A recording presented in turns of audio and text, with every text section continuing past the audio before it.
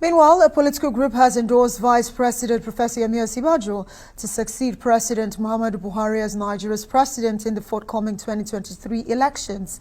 At a meeting in Uyo, the Akwa Ibom state capital, the Osibanjo think tank says the vice president meets all criteria needed to drive a new Nigeria. The group says it is a representation of varied interests in the corporate space who are meeting to promote Osibanjo's potential candidacy.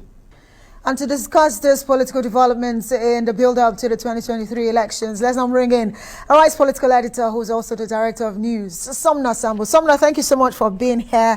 Let's talk about the vice president. Like you mentioned earlier, he's not even saying anything just yet, even though we've seen a lot of groups, the think tanks and the Osibanjo for president and the rest of it. The convention is around the corner. I remember the INEC timetable that says a candidate must emerge by the 3rd of June. Isn't his time almost running out for him? Yeah, well, all we just see Osibanjo doing is making cameo appearances to certain places. Moving around, not trying to. I don't think it's a good political strategy. By this time around, he should have declared his intention. A lot of followers. I mean, he has a lot of people who actually think that he stands a better chance. And moreover, he comes from the same political family like Bola Tinubu. Because one of the greatest challenges that Bola Tinubu is going to have, if eventually he gets the ticket, is who to pick as a vice presidential candidate. And if he's from the body language we have been saying, he's actually going to go for someone who's from the northwest and a Muslim, and then it's going to be a big challenge for you to run a Muslim ticket. And that's why you see certain forces actually saying that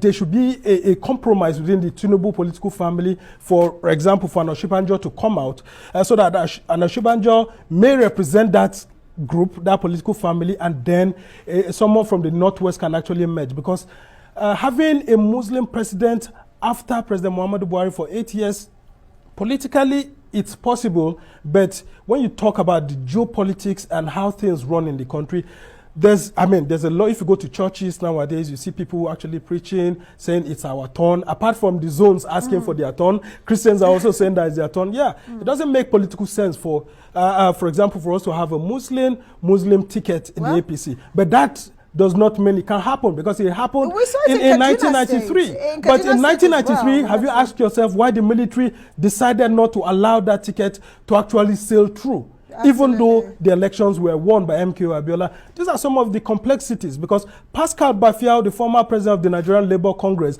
was the one that was touted to be a vice presidential candidate to the late MKO. But somehow, because of this politics of religion and region, eventually Babagana Kingibe was made to be the vice president of well, some in 30 MKO Abiola. We have to wrap this up.